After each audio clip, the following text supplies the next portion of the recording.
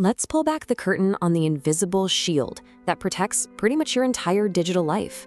It's the silent guardian of your passwords, your messages, your bank details, and today we're gonna crack open its unbreakable code. I mean, really think about that for a second. Every single day, you're sending incredibly sensitive stuff across the internet. We're talking passwords, private chats, credit card numbers, the works. So what's stopping some random person from just plucking that data right out of the air? Well, the answer is a really powerful process. And that process is called encryption. At its core, the idea is actually pretty simple. It's the art of scrambling information so that only the right people, the ones with a special key, can unscramble it. It turns your important data into complete, total gibberish for anyone who isn't supposed to see it. But here's the thing, not all encryption is created equal, not even close.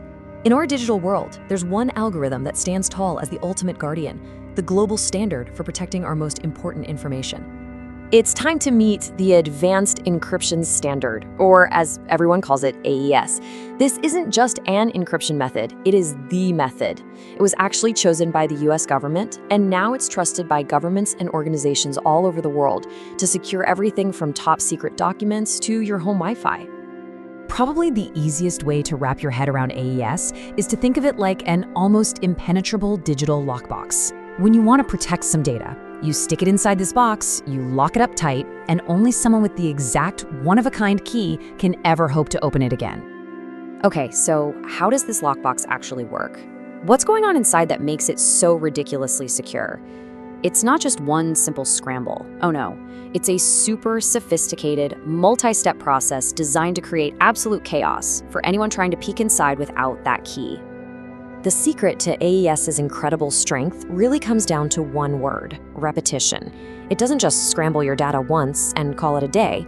It takes your data and puts it through multiple identical rounds of intense transformation.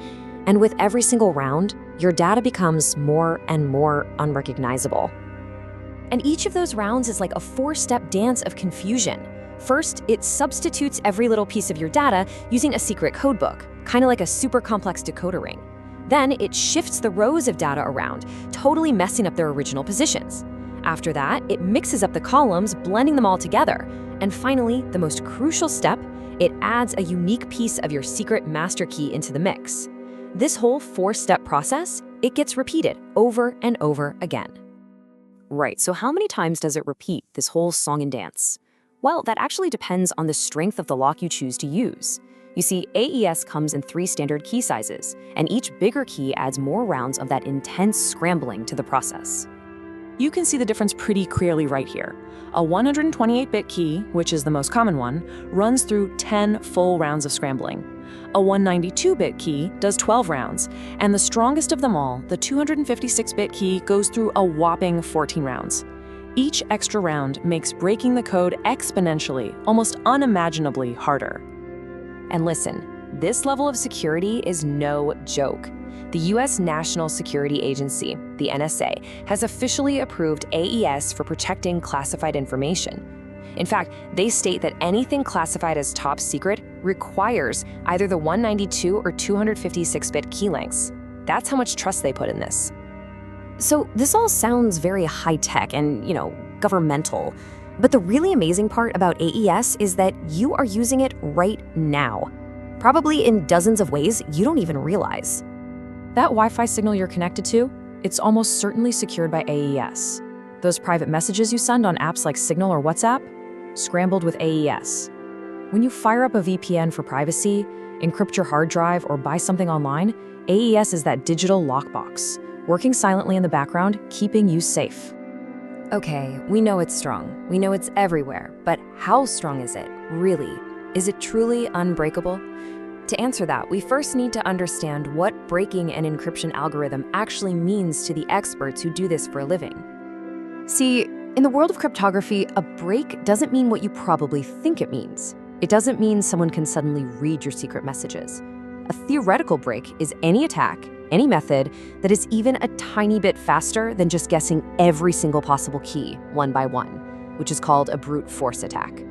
Let's just take AES 128. A brute force attack would require 2 to the power of 128 attempts. That is a number so ridiculously huge our brains can't even comprehend it. Now, the absolute best theoretical attack known today is just 4 times faster. It would still take all the computing power on Earth billions and billions of years to have a chance. So even the so-called breaks are completely and utterly impractical. So let me say this as clearly as I possibly can. As of right now, when AES is implemented correctly, there is no known practical attack that would let someone without the key read the data it's protecting. It remains, for all practical purposes, completely and totally unbreakable. So, the next time you log on to a Wi-Fi network, send a quick message, or buy something online, just take a second to remember this complex, repetitive, and incredibly powerful process that's happening in milliseconds. AES really is the invisible shield, the unsung hero that makes our modern, connected world possible. The digital world is just packed with technologies like this, working silently in the background to shape our reality. And as computing gets more and more powerful, the race to create the next unbreakable code is already underway. Which makes you wonder, right? What digital mystery should we uncover next? Let us know what you think in the comments below. And hey, if you enjoyed this little deep dive, make sure you subscribe so you don't miss the next one. This explainer was put together by Priyank Gada. Thanks so much for watching.